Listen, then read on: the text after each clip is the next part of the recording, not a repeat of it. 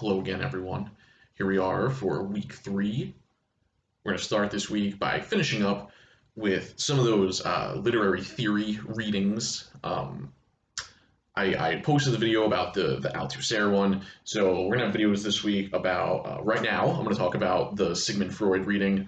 I'll probably have another video talking about the death of the author essay, and then probably a video about the Araby story, our first short story that we're looking at for as we begin this essay, right? So for this one, I'm going to talk mostly about the interpretation of dreams by Sigmund Freud, just like I did with the Althusser. I'm going to try to break down what he's talking about in this essay, because again, I know, very confusing.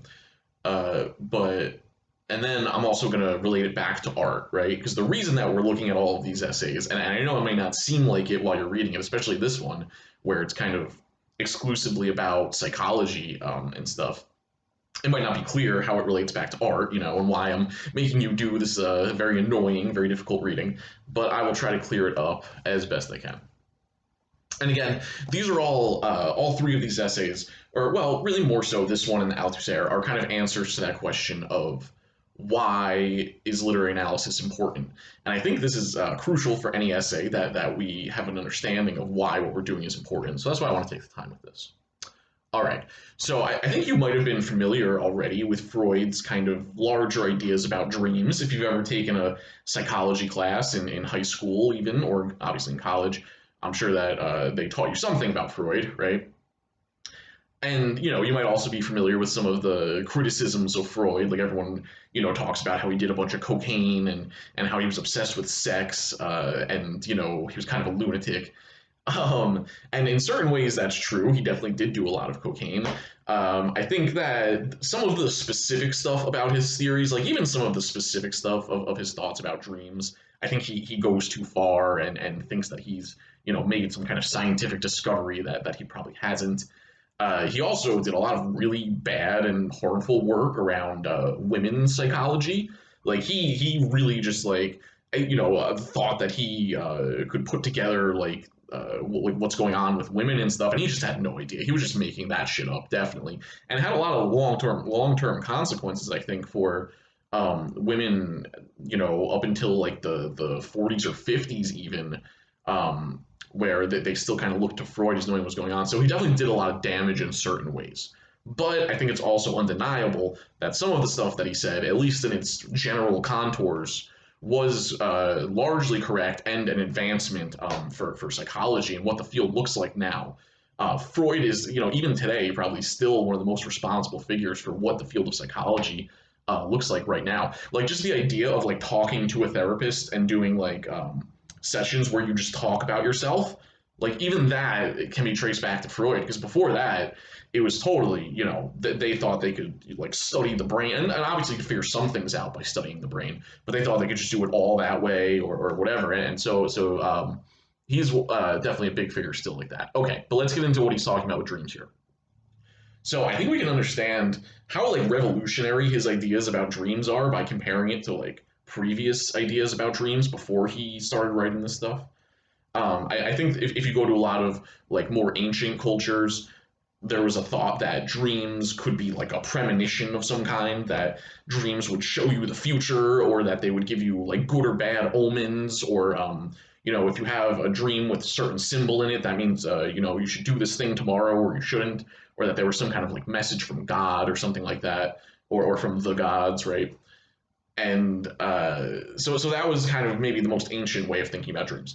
After that, I think the prevailing thing, once people became more scientific minded in the whatever 1600s and after that, I think the view was more that dreams were just meaningless. That it was just like this kind of random bullshit that just pops into your head.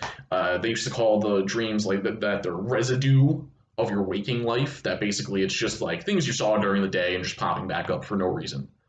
People thought that for a long time, and I think if we agree that dreams are not premonitions or messages from God necessarily, I think we would also disagree that they're totally meaningless. I don't think that's kind of the conception that most people have right now, and I don't think any of us would really fully 100% agree that they're just kind of bullshit we saw during the day coming back up.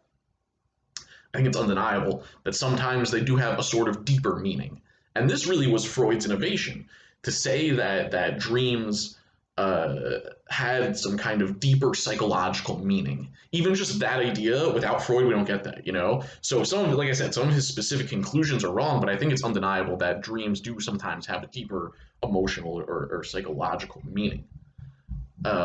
So like for instance, just to give an example, a dream that I've had before, and I wonder if you guys have had this, but I think this is pretty common, is a dream about like something happening to your teeth, like your teeth falling out or them breaking, or you look in the mirror and they're missing or something like that. I've had dreams like this multiple times, I would say. And usually when I ask a class of students, around half of people will say they have had, or maybe slightly more than half. So if you haven't had this dream, I'm very happy for you. I think you're doing better than I am, maybe. But so a dream like this, right? It's a dream about something happening to your teeth. What is this dream really about? Is it really about teeth? Is that what we're worried about? That we're going to lose our teeth, or that we don't brush our teeth enough? Is that why we have this dream?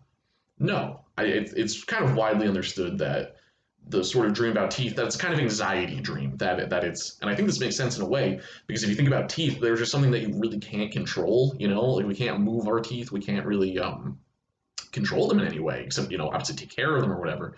But if something happens to your teeth, there's not really much you can do about it, like especially if it breaks in half, like it happens in these dreams sometimes.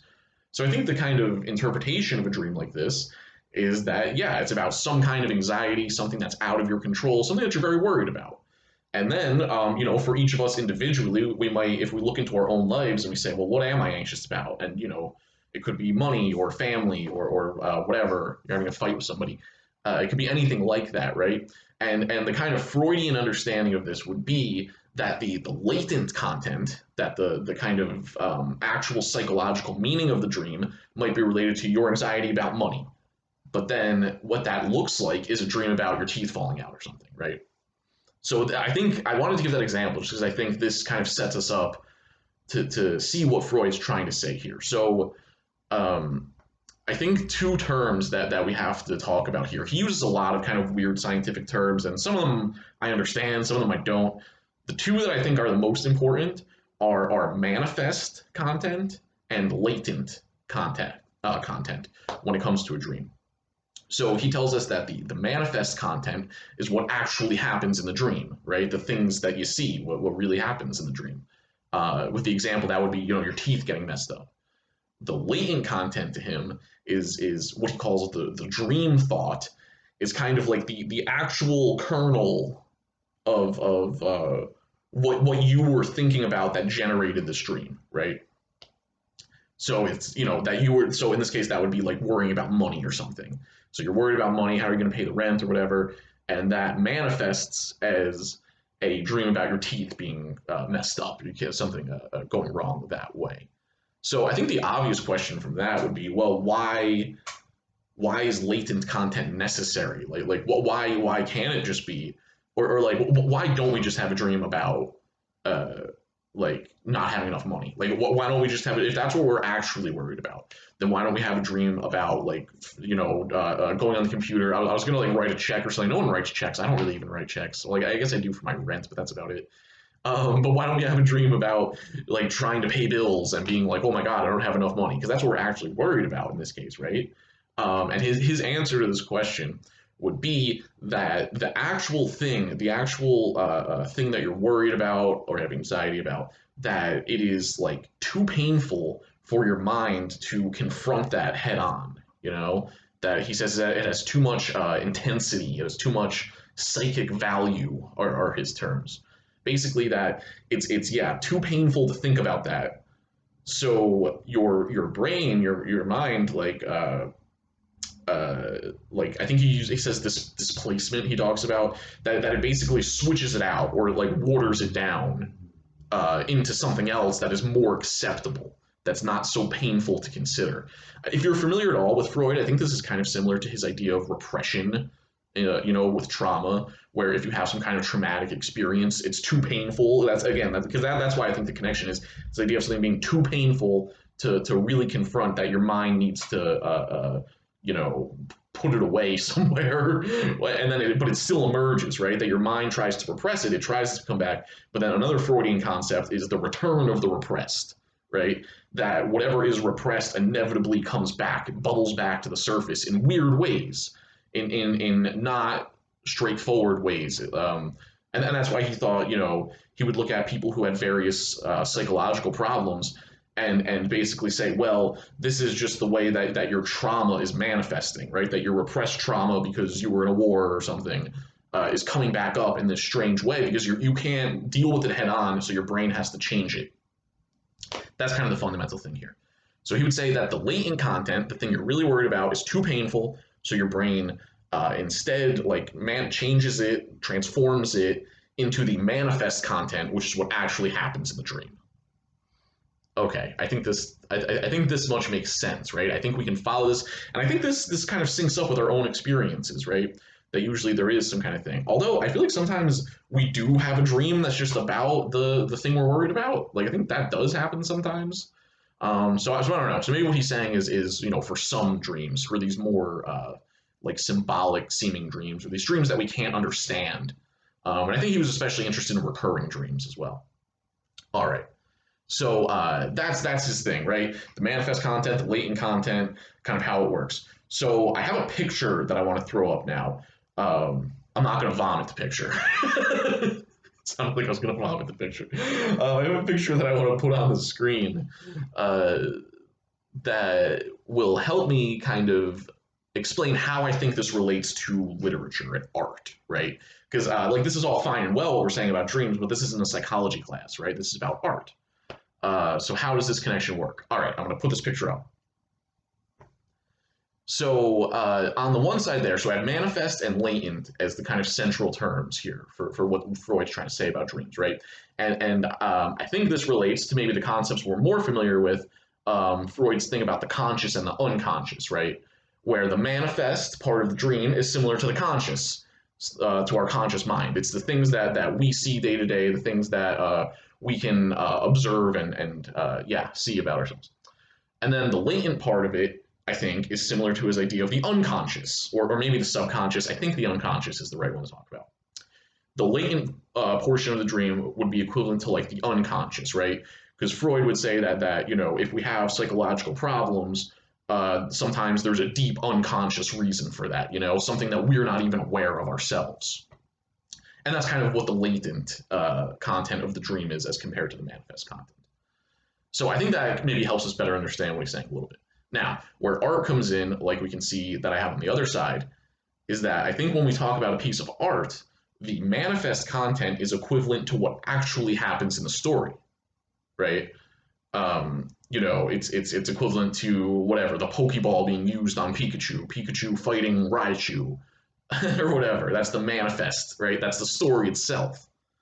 And then the message of the story would then be related to the latent content, right? It's what is kind of like underneath what we see, right? Because just like Freud says that we shouldn't just take dreams at face value. If I have a dream about my teeth, I should go to the dentist.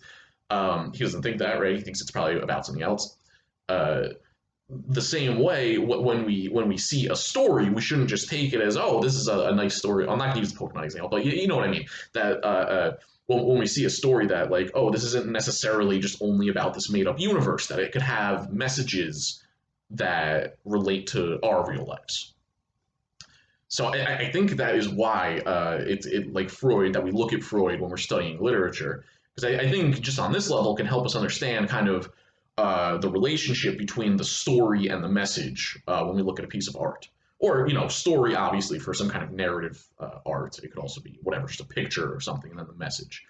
Yeah, but that basically, that there can be kind of like symbolic meaning in a way, I guess is what it comes down to. So I had one quote that I just wanted to read here. This is Freud talking about the connection. So he's talking about the connection between the manifest content and the latent content. Because like if we accept what he said so far, the question then becomes, well, how do we know what the latent content is, based on the manifest content? And he says here, this is page 821 towards the end, He says the restoration of the connections which the dream work has destroyed is a task which has to be performed by the interpretive process. So basically, what he's saying there is that that's what the psychologist does. You know, to him, the psychoanalyst, the psychologist, they work with the patient to try to like see what these connections actually are, to see what the dream actually means, right? So I wanted to bring this quote up because I think this is kind of the role of the literary critic. This is the role of the person who writes about art, is to reestablish these connections between the manifest thing that happens in the piece of art and the latent message that like spawns, or I guess I don't know, maybe that's not the right way to talk about it, but the latent message that is like pointed to by the manifest content. And like there can be problems with this, right? Because like a problem with what Freud did is that a lot of the times he went overboard. You know, like people would tell them some like random dream, and he'd be like, "Oh, this is clearly you were molested as a child," or something like that. And like maybe sometimes that's true, but I think sometimes it wasn't true also. So I think Freud did too much symbol hunting, like I've talked about before, when people look at art and they're like kind of they're not staying grounded in the evidence, right? In the textual evidence, in what actually they don't have enough story, enough evidence from like the story, or in Freud's case, the dream, to like justify the argument they're making about that the real meaning. So just like Freud sometimes I think went too far, I think people who write about art sometimes go too far, right? The way to not do that is to make sure that you have enough evidence. It comes back to evidence. That we need to back up that we're right about the message we think it's sending. Okay, one more thing that I want to talk about here. So when Freud talks about dreams and finding the real content of them, right, and the actual meaning of them and stuff like that, what he's trying to do is kind of unlock the psychology of an individual, right? So like that's why he's going to talk to the person, and that's why the dream about teeth, it could mean something different to me versus somebody else, just depending on what we're going through in our lives right now. So on psychology, it's about the individual and your own mind and psyche and whatever. When we look at art, I think this is why it's interesting. When we look at art, I think we like we find out not about an individual, but about the collective. We find out not just something about one person, but kind of about all of us, especially if it's like some kind of like mass produced art, right? Like a big movie or something, or some art that whatever makes an incredible amount of money or something that's just extremely popular at a certain time, right? I think you can look at a piece of art that's like super popular at a certain time and be like, well, what was it about this? Like, what did this tap into in the culture that made this like such a phenomenon, right? I think this kind of relates also to another psychologist who studied with Freud, or studied under Freud, but kind of I think had some differences. Carl Jung, if you're familiar with him, he had an idea called the collective unconscious, right?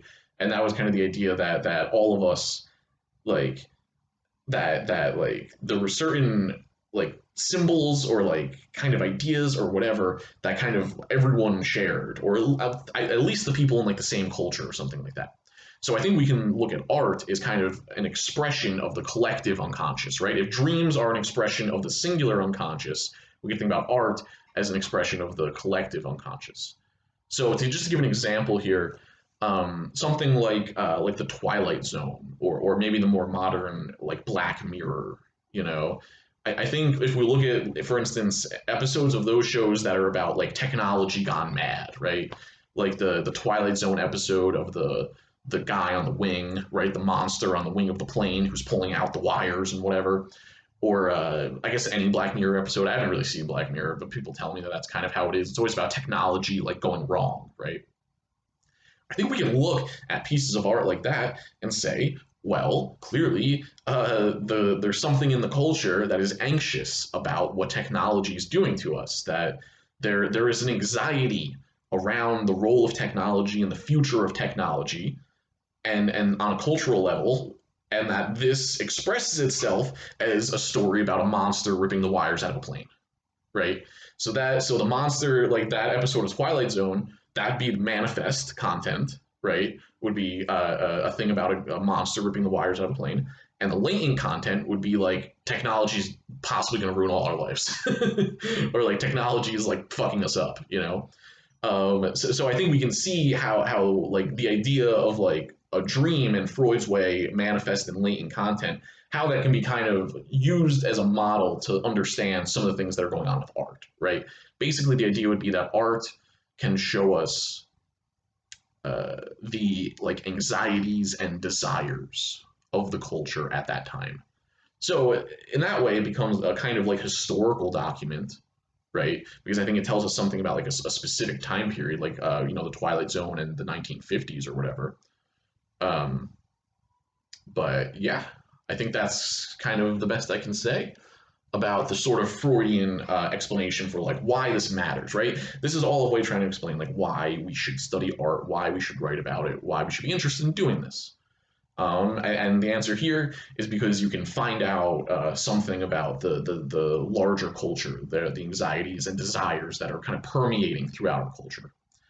And we can add that on to what we said with Althusser, which was that essentially the messages that pieces of art send can either like do the ideological work of the ruling class or go against the ideological work of the ruling class. So those are kind of like two answers that we have right now for why this is important and why we should care about it. Okay, that's it for now.